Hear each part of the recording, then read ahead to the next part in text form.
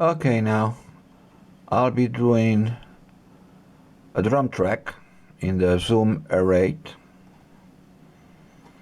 I'll start with opening a new project.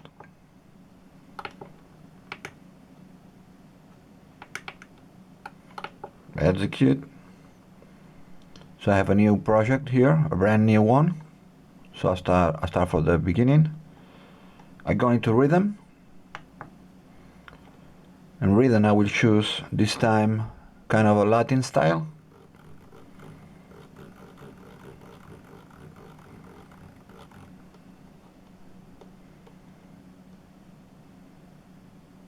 For example, I hear this one, see how it sounds.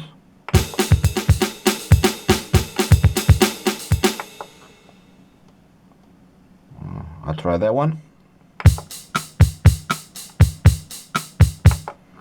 That one's better, but I'll go to tempo and I will slow down the tempo a little bit.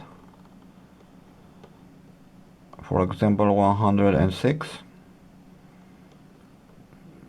will be fine. And now I hear it again. Yeah, that's better in this case. So I will assign this particular pattern, assign here, to number 6, to the pad number 6. I'll move on to the 2 to 5 pattern. Yeah, I'm gonna assign this one to the pad 7. And then I maybe move on to, let's hear this one.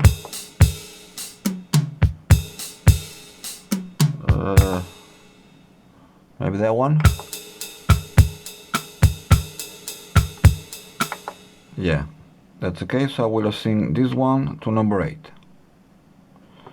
So now I have assigned 3 pattern sounds to these 3 pads here. When I leave the rhythm, I can see these red orange lights here that are telling me that here I have a pattern pads. So now I can create a sound that later on we're gonna put it here on track 1. But for the moment I have to open the track sequencer here. It says track sequence on. And also I make sure, just for later, that on track 1, this is going to be this one, the track sequencer appears. So what I'm doing with these 3 pads will sound later on this track number 1. So I will now create the drum track. So I hit rec here, because I need to rec it, record it. Now it will start. 1 time, 2 times,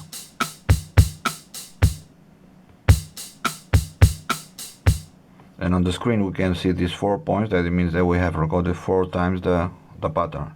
Now this one day will work like a break. 1 more time, and back to the first one, to the one on the 6. I will put in this one 4 more times.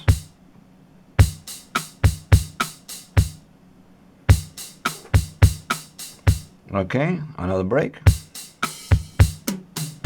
and we change to the other one for a kind of a chorus. Then the break, and back to the first one 4 more times.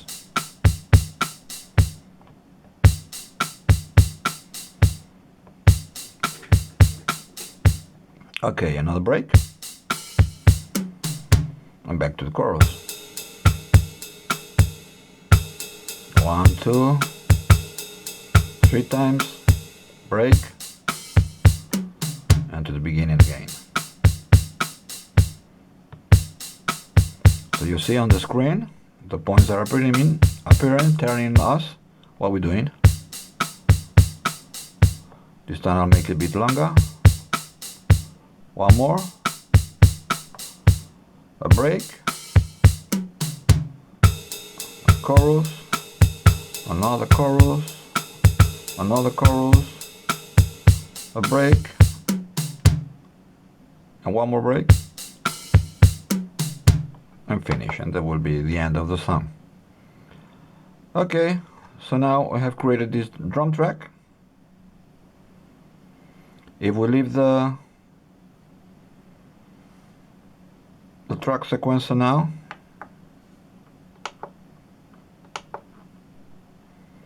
and we hit play, what here we have recorded will sound through those guys here for the moment. You see, now it's sounding here according to what we have recorded.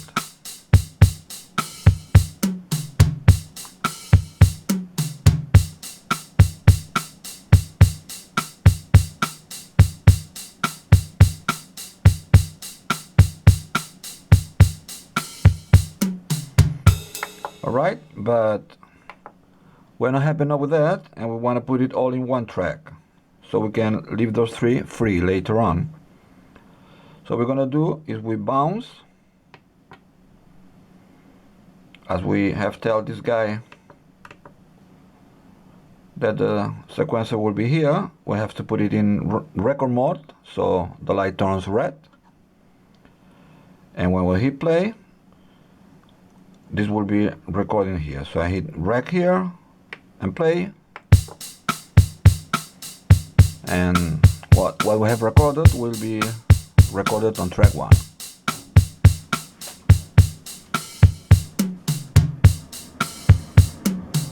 Okay.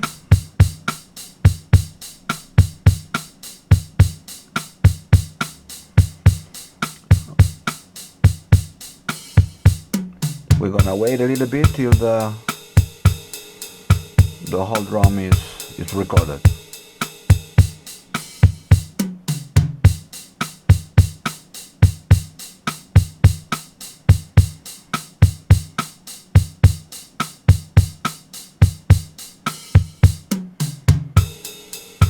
Just a bit more.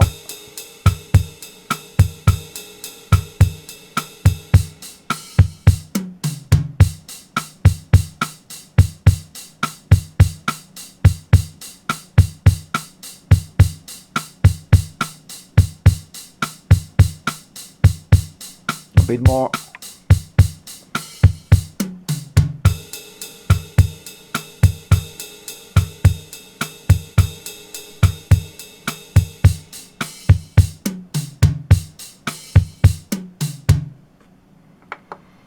Okay, so now we have recorded the drum pattern on track 1.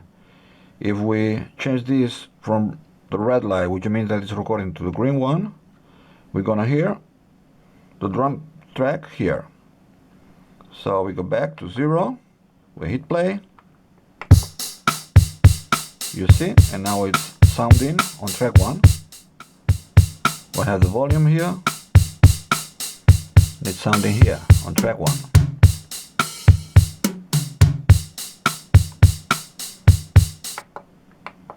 And we want to release this to turn them back to audio tracks so we can record anything again here. What we do is going to track bottom here. We look for the track 6, 7, and 8 with this arrow. Track 6, we move to take, enter, file, and on the file we put new take, enter, and that's it. Then we move to track 6, enter, file, down to new take, and we move to track 8, we do the same, enter, file, new take,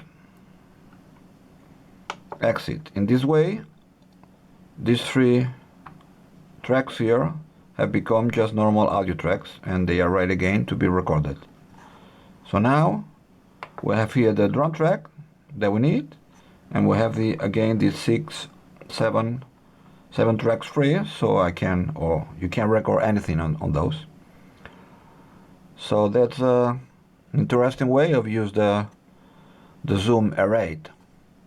Alright, thank you. Hope that helped.